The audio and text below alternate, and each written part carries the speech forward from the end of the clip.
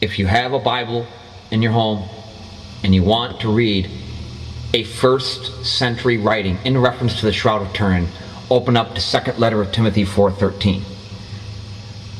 The cloak, not my cloak, the cloak I left with Carpus in Troas. It's a city in southern Turkey, south of Constantinople. When you come to Rome, Paul of Tarsus is in Rome, Italy. When you come to Rome, bring it with you.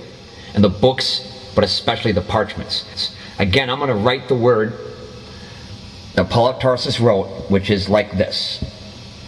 This is ancient Greek.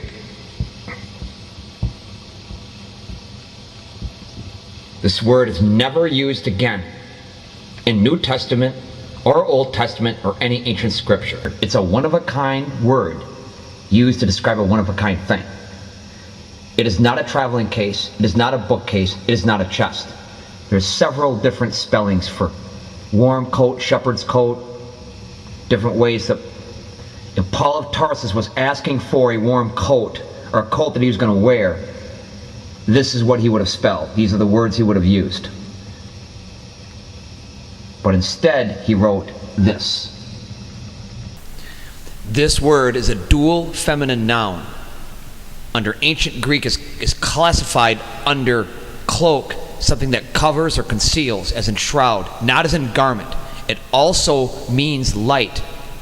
It's derived from the ancient Greek word phos, which literally means light. A heavenly light, such as surrounds angels when they appear on earth. To shine, something that shines, or made manifest especially by rays. Alright, so the word that Paul of Tarsus wrote is a shroud that has to do also with heavenly light. Now the next closest word that they found in ancient scripture that does mean cloak is this word here. Note the difference between this word and this word. It's similar, but it's a different word. You can't take this word and say, well, it looks similar to this one, so we'll translate it as cloak. It is a completely different word.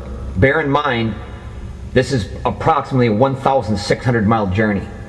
It's quite a distance. He's asking Timothy to come all the way to Rome, Italy, to bring him a warm coat. Wrong. That is not what that word is. I've seen every word in ancient Greek for coat, warm coat, anything having to do with it. And the spelling is so vastly different that we're just not even going to go into it. And if we go into traveling case, bookcase, or chest, it is, as it is often mistranslated, it's even worse. So let's clarify to what this word actually means. Paul of Tarsus is a highly educated Roman citizen. He knows how to spell warm coat if he was asking for a garment that you would wear. What he was referring to is a word that comes from this word, which is called a pallium, which is also what? A mort cloth, it's also known as. A pallium is also what? A mantle, as worn by Elijah. A mantle is also known as mangia. Was eventually renamed the image of Edessa and the Mandilion, Mandelion. And the reason that it was called this is because they're specifically saying it belongs, it's a mantle, which by definition is a long, wide band of cloth used by a high priest. By virtue of its name, it cannot be a face cloth. So get out of your head immediately that the Mandilion is some face cloth with the face image of Jesus on it. It's not. Jesus is a lion from the tribe of Judah. So this word, you could say, is the burial cloth of a lion king. Again, this word that you're looking at that is a dual feminine noun. The spelling has been altered to include these adjectives. It's wide, long, upper, as in upper position. It's the garment of a high priest. Light bringing and light giving. Something that shines, it's illuminated. In short, the best translation of this word would be an illuminated shroud, an illuminated garment. There's a 6th century writing in Acts of Thaddeus that the mandilion was a burial shroud, was a long garment, and it was folded twice and then fourfold. The Shroud of Turin is folded twice and then fourfold.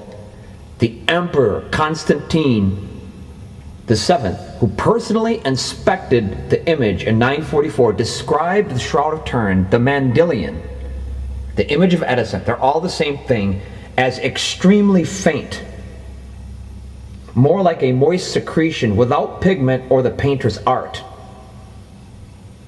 Again, the mandilion is the Shroud of Turin, and it was originally written in 1st century like this.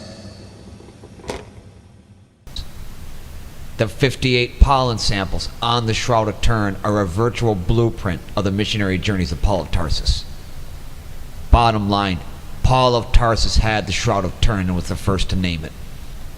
As in all things Jesus did, there's a preceding event. In the 2nd letter of Kings 2:13, Elijah, when he was taken into heaven, his mantle was left behind, his shroud was left behind. It was the only thing. And they searched for him for 3 days, but didn't find him. Only his mantle, shroud, is left behind. Jesus of Nazareth, same deal. And the number 3 has significance. Look on the forehead of Jesus of Nazareth, on the Shroud of Turin, you see 3 written in blood. Jesus died at 3 p.m. Jesus was in the tomb for 3 days. Jonah was in the belly of the whale for 3 days. Bottom line, 2nd letter of Timothy 4:13, the cloak is the Shroud of Turin. Later called image of Edessa, mandilion, mandilion, mangia, mantle, burial garment of a high priest, of a king, of Jesus of Nazareth.